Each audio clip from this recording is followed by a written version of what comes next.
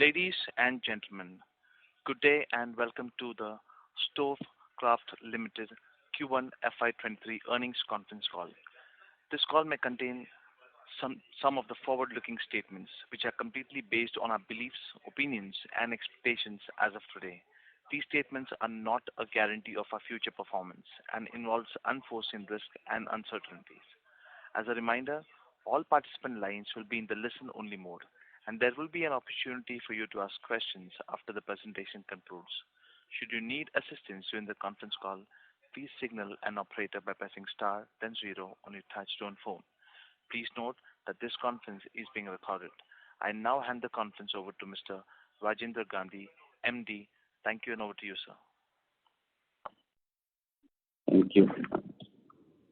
Good afternoon, everyone. I hope that all of you and your families are safe and healthy. On behalf of STOVEKRAFT Limited, I extend a very warm welcome to all participants on the Q1 FY23 financial results discussion call. Today on the call, I am joined by Mr. Rajiv Mehta, our CEO, Mr. Balaji A.S., our CFO, and the Orient Capital, who are our investor relations advisors. We have uploaded our investor deck and the earnings press release on the stock exchanges and the company's website. I hope everybody had an opportunity to go through them. In Q1 of this financial year, we have seen a good growth of 28% year-on-year in top line despite a slow start. Ours is a seasonal business with the first and the last quarter being smaller than the second and the third quarters. During the current quarter, we took a price hike of between 3 to 4% across product categories. The raw material prices are no longer as volatile as they were last year. We are hoping that they will continue to be at reasonable levels for us to be able to improve our margins without any further price hikes for the festive season. We still maintain our annual guidance on EBITDA margins, which is to protect the 11%. As you would have seen by our recent filing that we have forayed into physical retail, and I am pleased to announce that we have opened our first company-owned and company-operated retail store for the Pigeon brand in Frasertown, Bangalore. Since then, the company has opened 4 additional stores in Bangalore, taking the total count to 5 stores. The stores will offer the entire range of products, including cookware, cooktops, small appliances, and the LED products sold under the Pigeon brand. It is an important milestone in the growth journey of STOVEKRAFT and will make us more accessible to the consumers. Over the next 12 to 18 months, we expect the total store count to be around 40 stores spread across the state of Karnataka. Now I will discuss the Q1 performance. The consolidated revenue stood at 275.1 crore versus 214.2 crores in Q1 FY22, registering a growth of 28% on the year-to-year basis.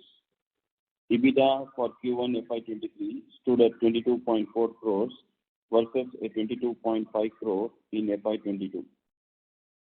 EBITDA margins reported was 8.1% as compared to 10.5% in the corresponding quarter last year. Profit after tax for the quarter stood at 8.1 crores versus 13.5 crores in the corresponding quarter last year.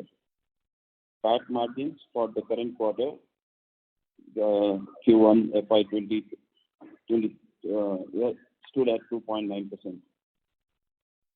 Now I would request the moderator to open the floor for questions and answers. Thank you. Thank you. We will now begin the question and answer session. Anyone who wishes to ask a question, press star and 1 on the touch-tone telephone. If you wish to remove yourself from the question queue, you may press star and 2. Participants are requested to use handsets while asking a question. Ladies and gentlemen, we'll wait for a moment while the question queue assembles.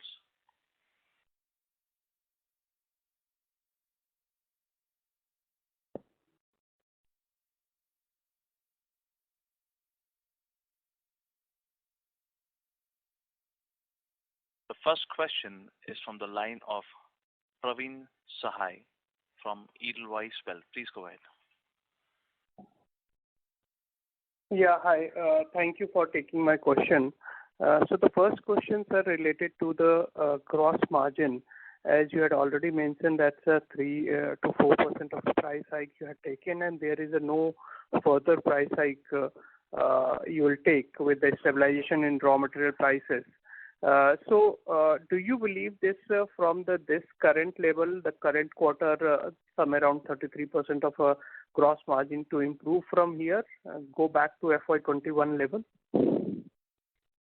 Yeah. So if the current trend continues and if the prices continue to be as soft as they are or further correct on this, obviously this will contribute to additional gross margin. We have already seen an improvement in the first quarter. It's not that at the beginning of the quarter all this softening had happened. They have been gradually happening. So we believe, of course, if the price continue, the input costs continue to be at the levels that they are, or if they go further down, there could be definitely improvement. Thank you for that. The second question is about the channel mix, sales channel mix, like how much is in e-commerce versus offline contribution this quarter, and what your sense for an entire year. And is there any margin differential between these two channels? So I'll start from your last question. We are actually margins are same across channels. We price a product on a cost plus basis, like we have maintained. So for us, in terms of contribution, e-commerce for the Q1 FY23 stands at around 25%. General trade and modern retail put together is close to 50%. 20% is export. And then the rest of 5-6% are the other brands like Gilma and Black & Decker. Okay. Thank you, sir. All the best. Thank you. Thank you.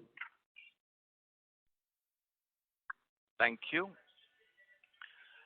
The next question is from the line of Vidit Trivedi from ULJK Financial Services. Please go ahead. Thank you, sir, for this opportunity. My question is on the guidance in the top line. I can see it is growing, but any guidance for the future that you want to give? And second question is, can you please explain why the cost of service is quite inflating? Any guidance in that? And third one is employee benefit expense. I would like to know your view on that because it's uneven quarter on quarter. So you are not very audible. We are not able to understand what you are saying.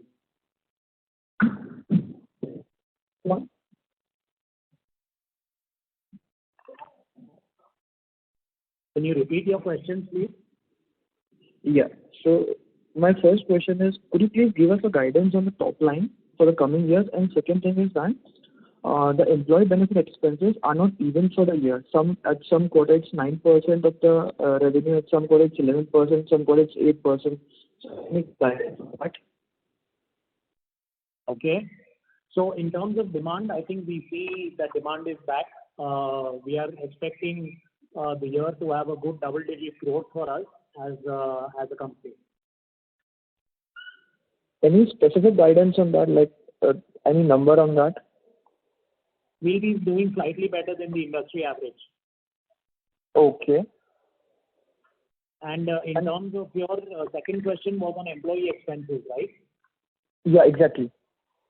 So you should look at it on an annualized basis because we have all our employees as a STOVEKRAFT as a family. They are all part, and we don't have a single employee who's on contract. As a result of which, our employee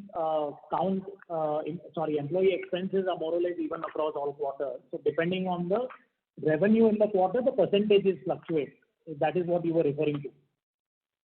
Yeah. Okay. Fine. Thanks a lot, sir. I'll get back in the queue. Yeah. Thank you. The next question is from the line of Deepak Lalwani from Unifi Capital. Please go ahead. Hi, sir. Thank you for the opportunity. Sir, I missed your comments on the channel mix. So if you could get. So on Q1 FY23, e-commerce was 25%. General trade was about 38%, modern retail was about 10%, export was about 20%.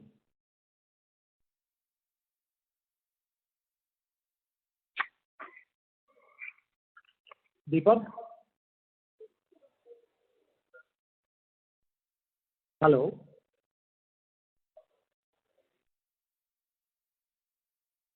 Moderator, can you hear us? Yes, the line of Mr. Deepak got disconnected, and Okay. the next in line is Mr. Ashish Upkanlawar from InvestQ Investment Advisors Private Limited. Please go ahead, sir. Yeah, thank you.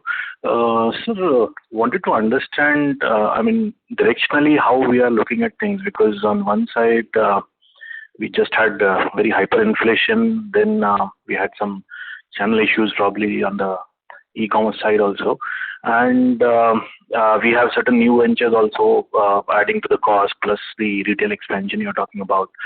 So how confident are you on the 11% EBITDA margin, and how does the top line look like in terms of growth? Because there will be a lot of price increase related top line contribution till I think Q1. So going forward, if the prices get adjusted, what kind of top line growth on a YOY basis are we looking at?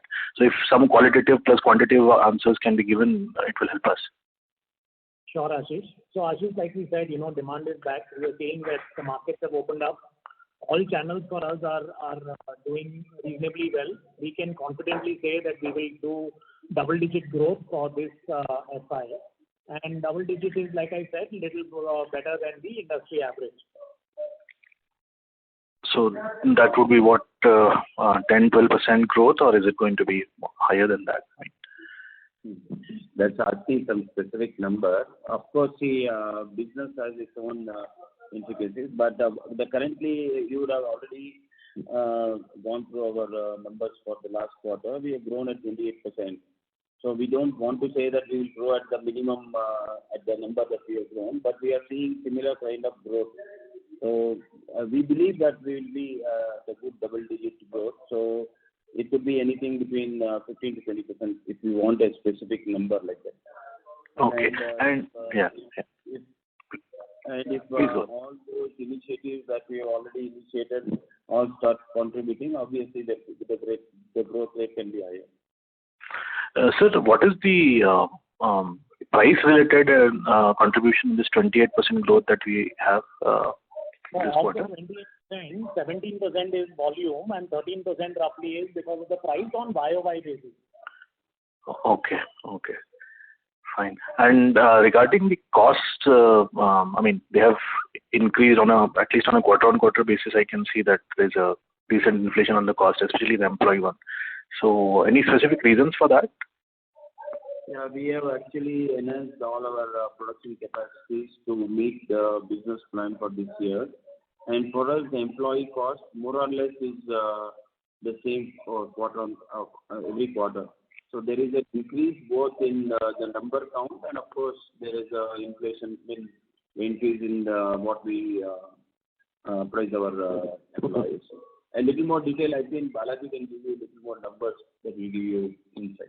Yeah, Ashish, on the employee cost, you see Q4 we had the cost of about 248 million, and in the last quarter's call itself we had explained that was also impacted by a annualized reversal of excess provisions that we had to the extent of about 25 million.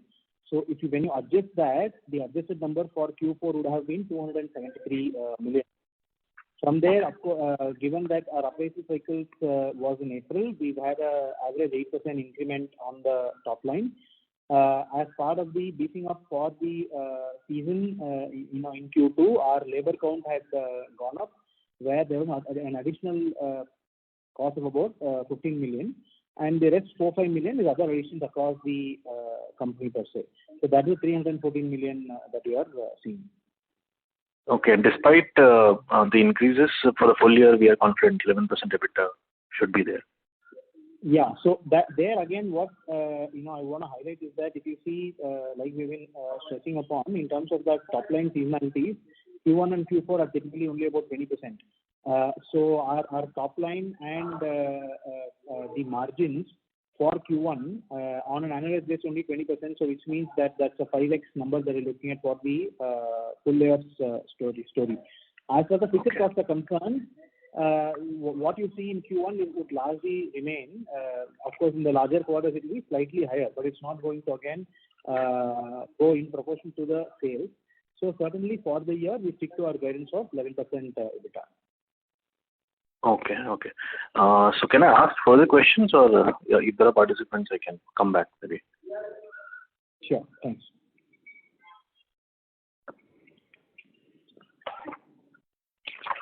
Thank you. The next question. Before we take the next question, a reminder to all the participants that you may press star and 1 to ask a question. The next question is from the line of Deepak Lalwani from Unifi Capital. Please go ahead. Hi, sir. Thank you for the opportunity again. Sir, on the export order book, if you could give that number. Yeah, so there was pending order that we are executing in the first quarter.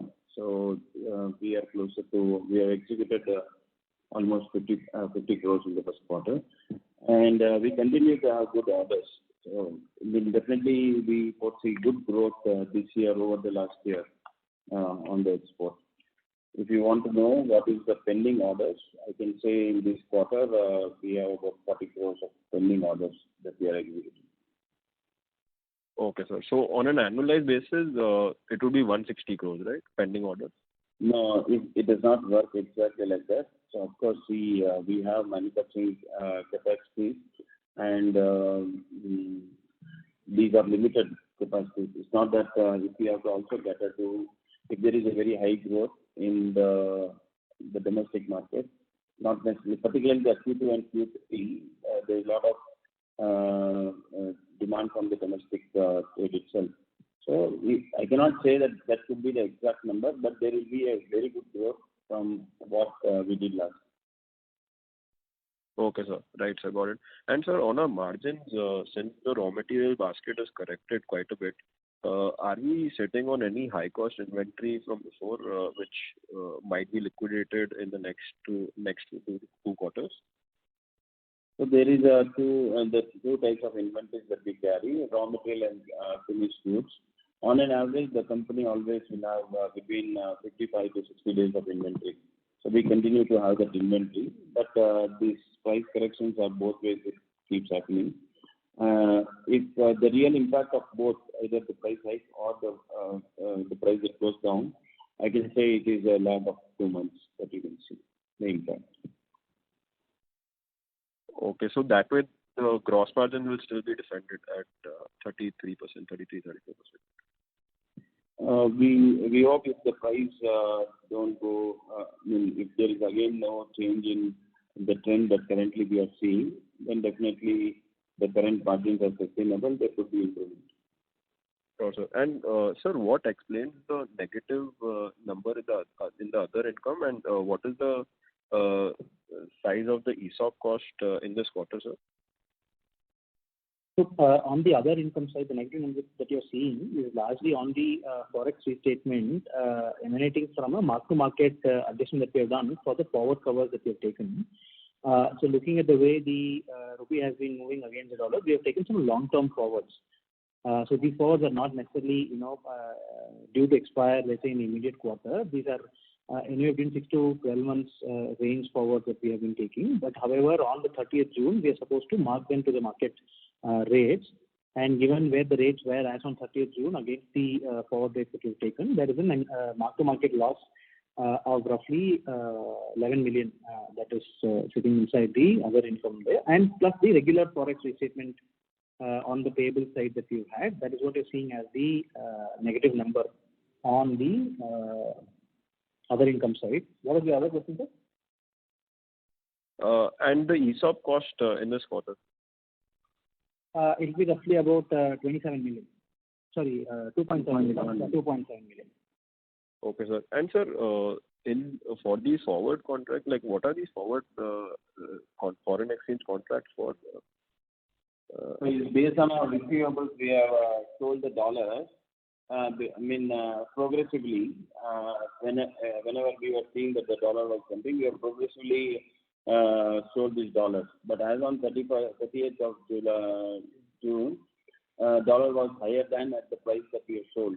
Maybe today it is corrected, but we have then corrected. Provided for the difference that the accounting standards require. So the net exposure that we have, whether it is net of imports and exports, then either we hedge the dollar or we sell the dollar. So based on that, that we'll have to account for this. So maybe it is. If the dollar again, if the rupee becomes stronger, then maybe we'll have a positive of this quarter. Right, sir. As a general policy, what percentage of our receivables do we usually hedge from? We will hedge only the net of receipt. There are two types of imports we have. Either it's a dollar import or it is a CNY import. So in CNY we separately hedge, and the net of the dollar, because we are a positive exporter on dollar in terms of dollars, we hedge. We sell the dollar. Okay, so we completely hedge the receivables.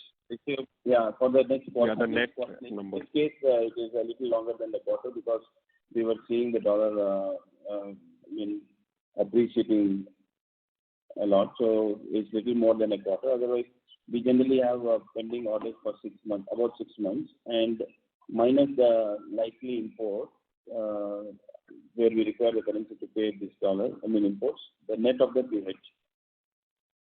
Sure, sir. Understood, sir. And sir, lastly, on the provisions which we have taken in this quarter, is it largely done with for the large retail account we used to cater to? Yeah. So as far as the provisions relating to the large retailer that you're referring to, by 31st March itself we have provided 100%. You will see a 7.5 million provision that we have created in the current quarter. This is more from the standard model of the expected credit loss, which we keep providing. That is, so you will see that whenever as the sales increases and the receivables increases, there will be a small provision that we create because the model requires us to provide for receivables right from the first day of the billing, even before the credit period is due. So that's how the model works. So these are small numbers that we are providing more as an abundant matter of prudence. And whatever that was relating to that large retailer of future retail, that is all provided 100% by 31st March itself. Got it, sir. Thank you, sir. Those are my questions. Thank you. The next question is from the line of Harshal Sethia from Aum Funds Advisor LLP. Please go ahead. Hi, sir. So how do you see the demand ramping up in the e-com channel for us? So e-com demand is back to normal. This is the start of the festive season. We expect that the second quarter should catch up for the whatever shortfall we saw in the first quarter. We have had good discussions with both the platforms, and we hope to recover whatever we did short in the first quarter. Okay. And going ahead with our whole exclusive brand outlets that we are planning, what model will we follow? Will all the models be COCO model, or we will go for franchisee operations also? So in the immediate basis, we see that we would like to first establish the model ourselves. We want to do COCO stores, and like we mentioned, we will open 40 COCO stores in and around Bangalore in Karnataka. And once we have proven the models, we are open to discussing with partners. But as of now, we believe that we want to do COCO stores. Okay. And, with the acquisitions that we did last year with Kava, how are we ramping up these acquisitions? So both Kava has been well integrated. The team is now part of the STOVEKRAFT team. And you should see it is going to have the same front end as the LED. It will have the same channel. We believe that it will complement the current LED sales. And as part of that, from Q2, you should see some traction in Kava. As of now, are we seeing any meaningful number from Kava, or is it very minuscule? No, it's very initial. We have just started manufacturing. You should see something from Q2. Okay. Thank you.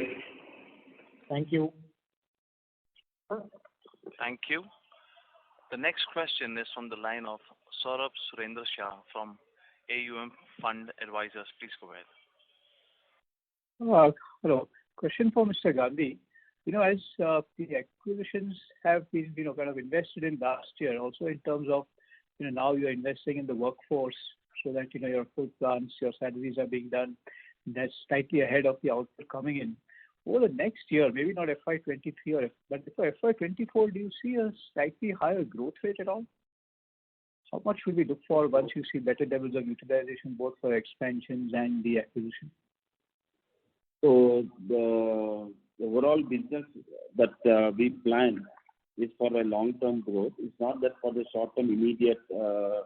Of course, the existing business takes care of the current growth. All the investments that we have done, whether it is in our manufacturing or the channels that we are expanding or the acquisitions, I can tell all of these are for the long term, for the 3 to 5 years term. You will start seeing results on all this. So for next year onwards, just to get a sense, maybe not FY24, which it's a slightly fuller level of utilization. What kind of top line should we expect from your current investments? So it's a continuous activity. It's not that the whole investment plan is over. We keep on investing for the near future. So all the investments that we have already done now can take us to 2,000 crores. But then it is not that we have stopped this. There is a continuous activity on expanding on our capacities or on adding new lines. Right. And so just linked to that, once you have fuller utilization, of what you have, say, invested just now, and for the moment not considering what you would invest further, what kind of normalized margin level should we see? I know you've been guiding 11% in the last 2 quarters, but given that now you are slightly over the investment phase and next few years we should see more utilization versus investment, how much kind of margin should we sustainably expect? Actually, the way you should understand this is we have always been guiding that we will protect post that heavy disruption that happened in the previous quarters. We have been guiding that we will protect this 11% margin. It's not that we have guided the margin will be 11%. Our business, we want to protect at a 31% gross margin, and so that it leaves with 11% EBITDA margin annualized. This is what we want to protect. Of course, as the top line grows and if the cost remain constant, then definitely the margins will be better than this what we want to protect.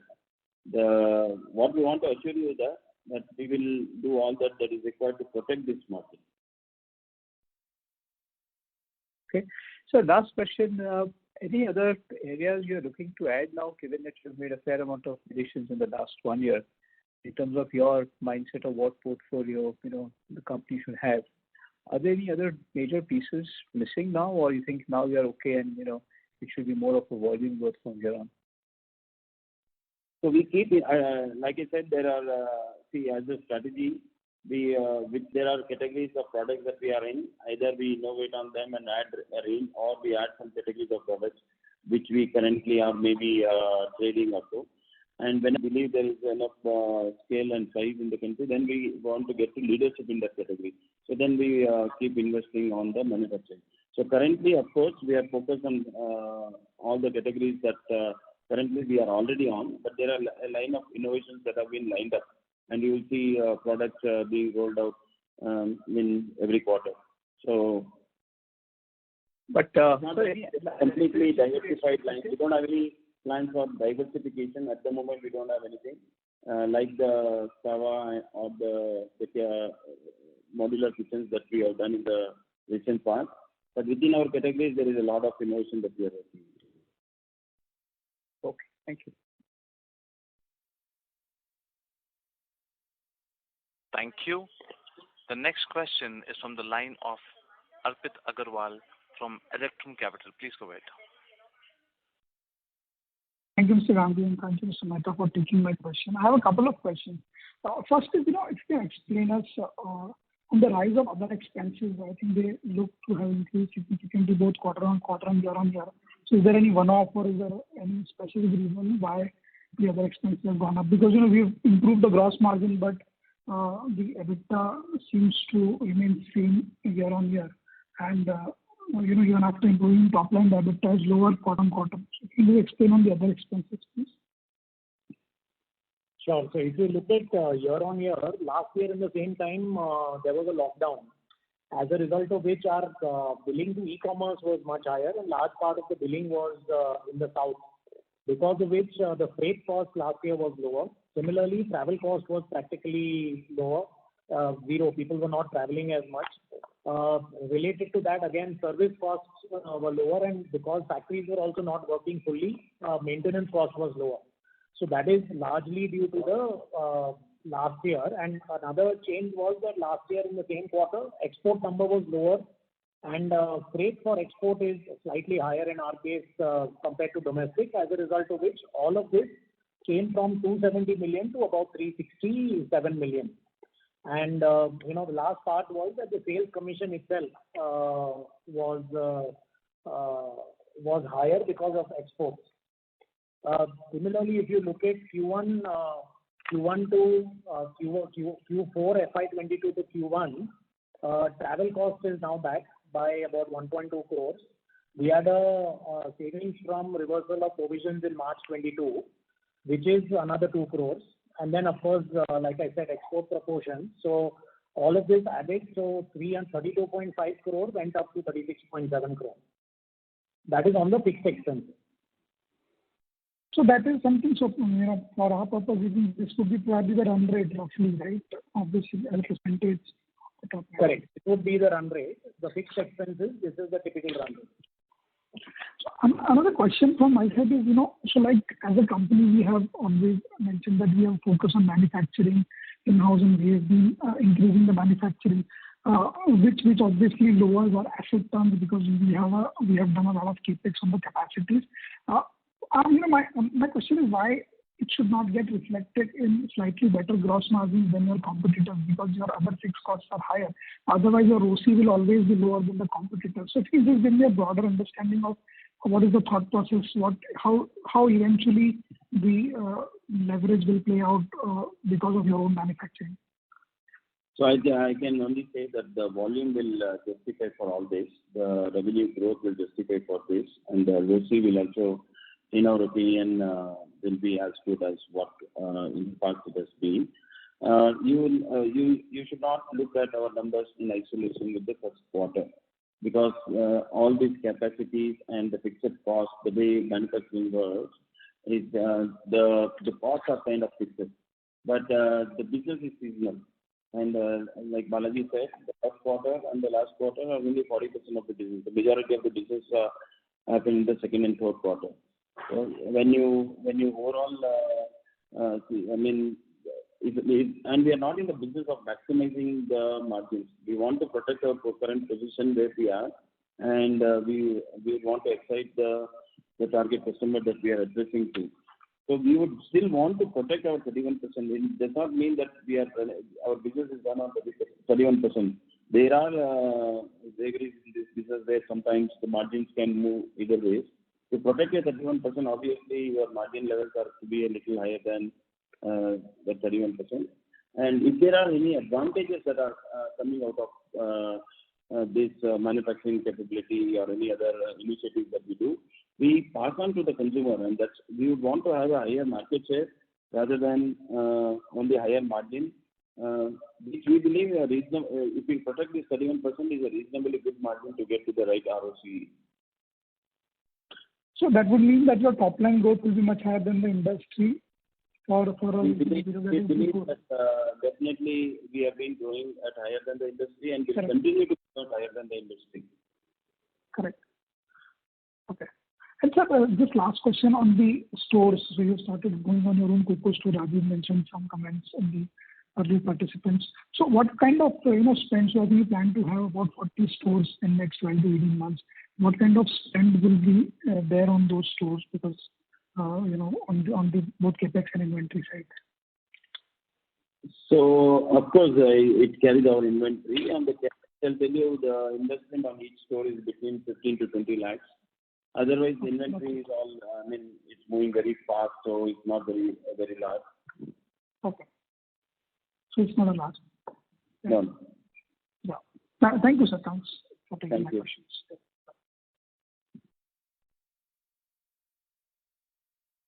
Thank you. The next question is from the line of Kunal Shah from Carnelian Capital. Please go ahead. Hi. Hi, Mr. Gandhi. Hi, Mr. Mehta. This is Manoj here from Carnelian. Hi, Manoj. Hi. So, just couple of questions. As you mentioned in response to the question of last participant, that the current level of other expenses as well as the fixed expenses have come back to the normalized level. And this quarter, like despite of you making around 33% kind of gross margin, your EBITDA margin is at 8%. Now, if you have to deliver a yearly average of 11% kind of margin, I think your top line growth has to be significantly higher.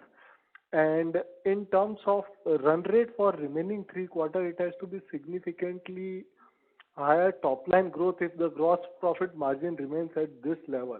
So just wanted to understand, like with this kind of expenses and gross margins, if you can help me a walkthrough from 8% to 11% kind of margin which you would, as a company, which you would like to protect while focusing on the top line growth. So if you can give some insights into that. So we believe that our overall expenses for the company is in the range of 20% for the OP that we have a plan for. And the difference, the moment when there is a growth, it's 275. Even a 50 crore growth from here will bring us to that 11%. So when I say 32% of the 50% will add to the bottom line or the EBITDA. Okay. So Manoj, just a simple math. Like we said, Q1 is equal to 20%. So if you take the gross profit of 91 and multiply it by 5, that will give you about 455. And you take the fixed expenses, which is about 68. Let's take 75 as the fixed expenses and multiply it by 4.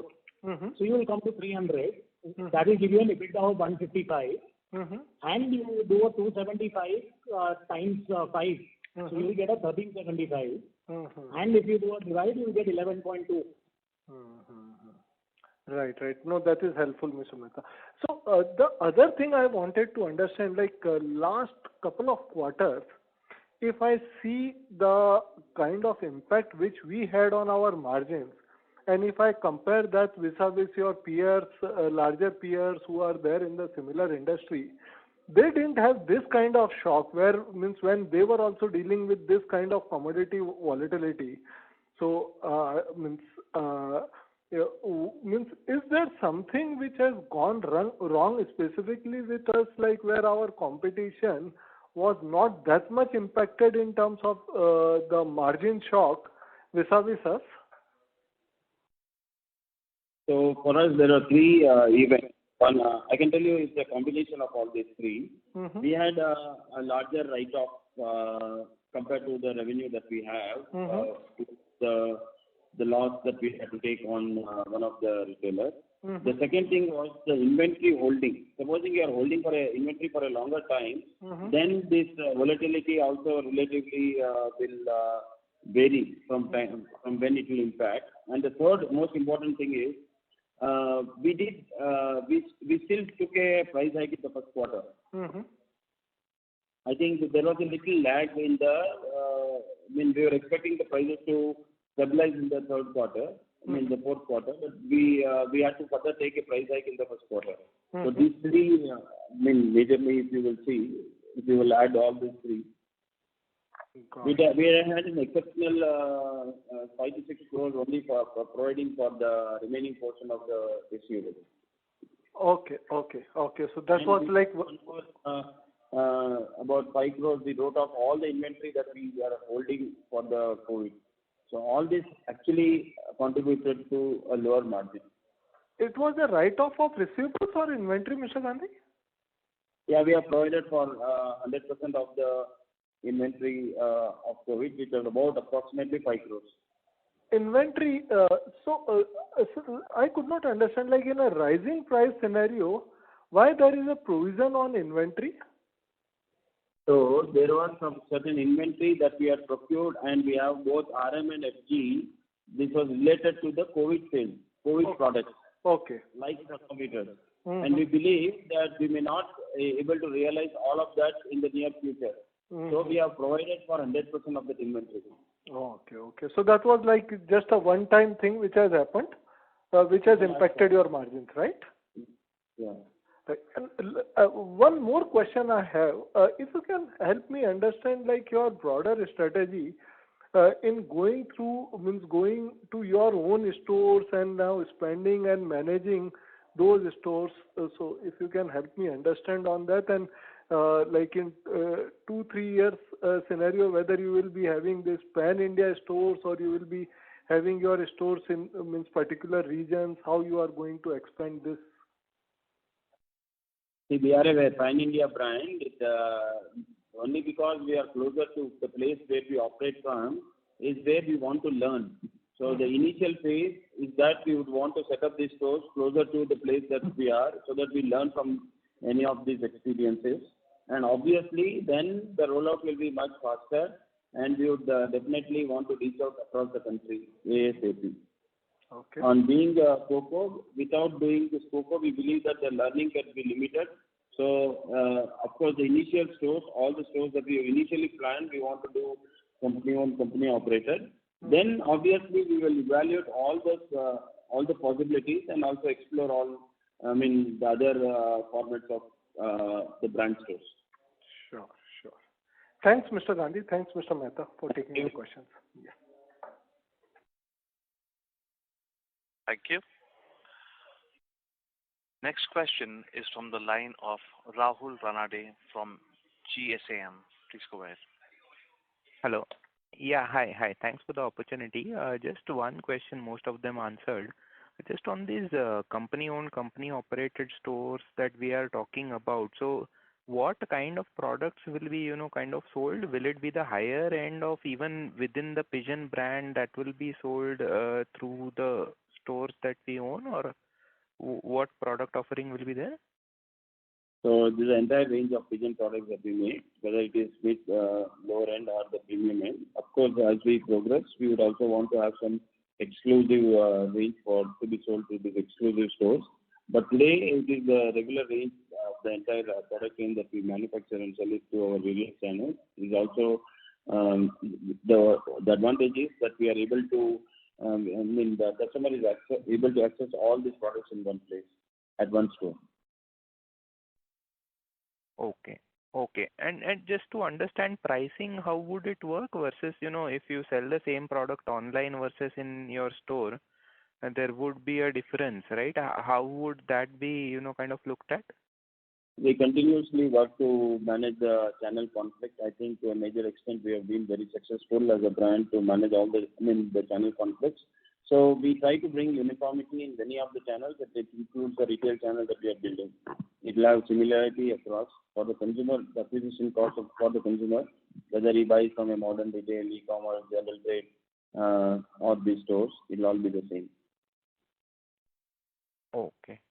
But just, for a conceptual understanding, would this exercise be more of a brand awareness exercise, or let's say in the medium term, are you looking at driving? Yeah. It is to address that channel. We did not have this channel in our distribution, in the business channel. This is to address this channel, and of course, this also adds to the brand building exercise, but it is not limited to only the brand building. There's also a business for us, and the initial insights are it's quite profitable. Okay. All right, sir. Thank you.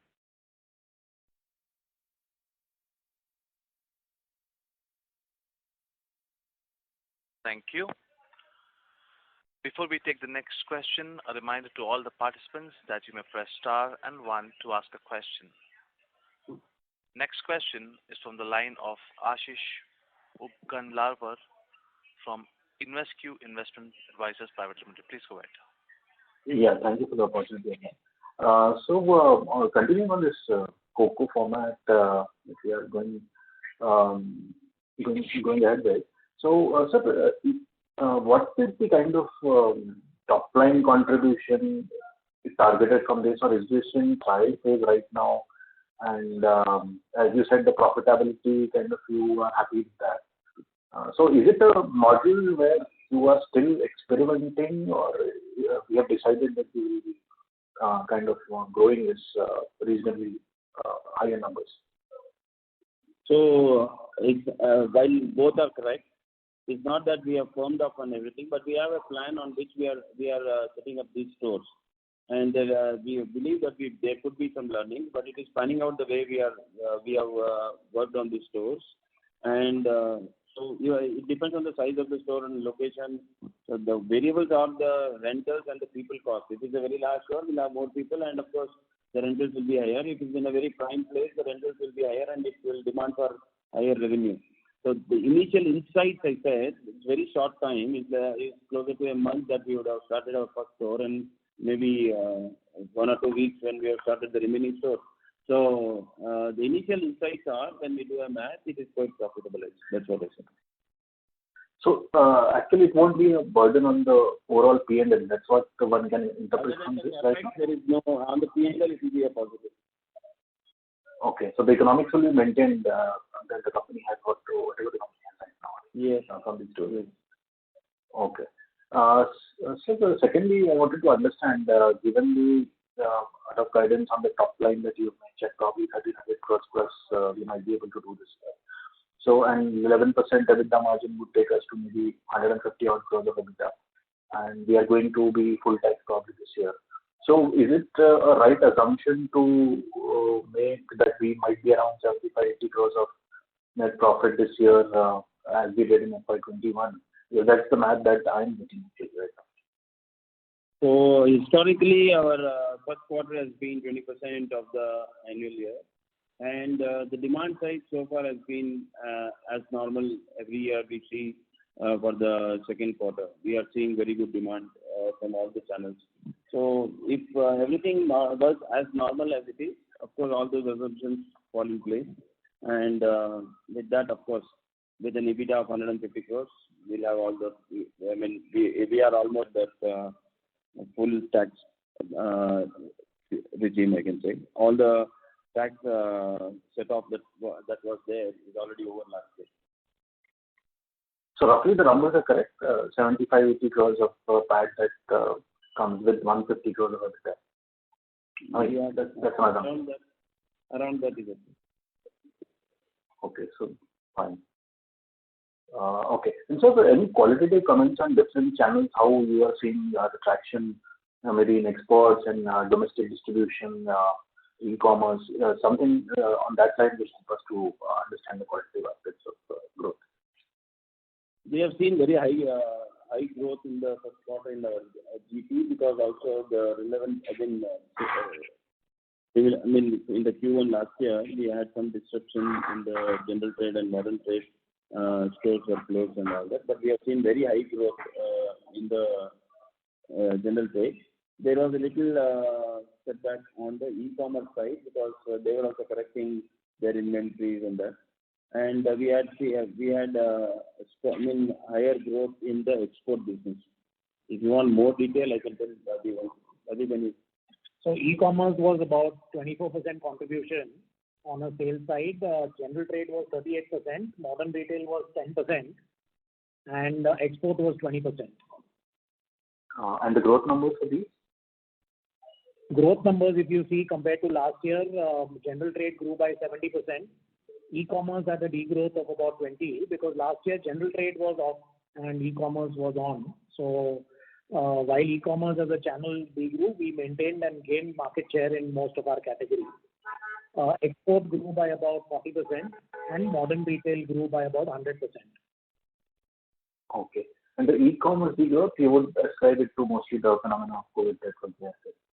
And this is not something which is due to the disturbance in the channel. So that's sorted right now, is it? Yeah. That is nothing to do. Yeah. Okay. Thank you so much. Thank you. Next question is from the line of Praveen Sahai from Edelweiss Wealth. Please go ahead. Thank you for the follow-up question. So related to the channel, your inventory for the each channel is also on the similar line, or is there a difference like e-commerce, general trade, modern? How is that? Inventory for us, typically, if you look like Mr. Gandhi said, that inventory for us in the channel you're talking, or you're talking about at the company level? At the company level, like e-commerce, do you have a higher inventory level or? No, we have nothing like that. We have about 30 days of inventory and 30 days of FG and 30 days of RM. Typically, anywhere between 50 to 60 days of inventory we have. And that's whatever the mix in the channel, it's similar. Yes, it doesn't vary too much. Okay. And second question related to the inventory write-off. How much is the amount for the COVID product? You said inventory write-off. That was 5.5 crores for Q4 FY22. Nothing in Q1 FY23. Okay. And like earlier year also we had seen related to some other issue, but there is a inventory write-off. So I can understand about the COVID product, but the earlier year also there is a write-off of inventories. So why write-off? Why not? There was no write-off of inventory earlier. If you are referring to a receivable provision for a large retailer, that was only in Q1, Q2, Q3, Q4 of FY22. Every quarter we took certain provision. But inventory write-off was only due to the COVID-related products in Q4 of FY22. Nothing in FY21? No. Okay. Thank you, sir. Thank you. Thank you. Next question is from the line of Kunal Shah from Carnelian Capital. Please go ahead. Hi. Thanks for taking my question again. This is Manoj here. So, Mr. Mehta, as you explained that this quarter one is only 20% of your revenue, so you have to multiply revenue by 5 and then that will give you 11%. But I'm sure that even in your expenses, especially other expenses, some portion, even in the employee expenses, like as your sales grow, some portion of those expenses also will be variable in, like you mentioned, freight cost coming back, traveling cost coming back. All that is variable. So will it be proper to do that maths, like just multiplying all expenses below GP by 4 and taking everything fixed? So just wanted to get some more color on that, our journey from 8% to 11%. If we consider some of that expenses as variable, whether we will be able to achieve that level or not. So the variable expenses are freight and marketing. Both are roughly 3%, between 2.5% to 3.5%, depending on. And of course, this math was a rough calculation. I think we are fairly confident running the business that we will protect our 11%. And as we go along the different quarters, you will see that. Okay. Got it. Okay, thanks. Thank you. Thank you. As there are no further questions, we have reached the end of question and answer session. I would now like to hand the conference over to Mr. Rajendra Gandhi for closing comments. Thank you everyone for patiently listening to us, and we hope that we are able to answer to all of your queries. But if you have any queries, you can always reach us out or to our investor relationship team at Orient Capital. Thank you. Thank you. On behalf of Oriental Capital, that concludes this conference. Thank you for joining us. You may now disconnect your lines.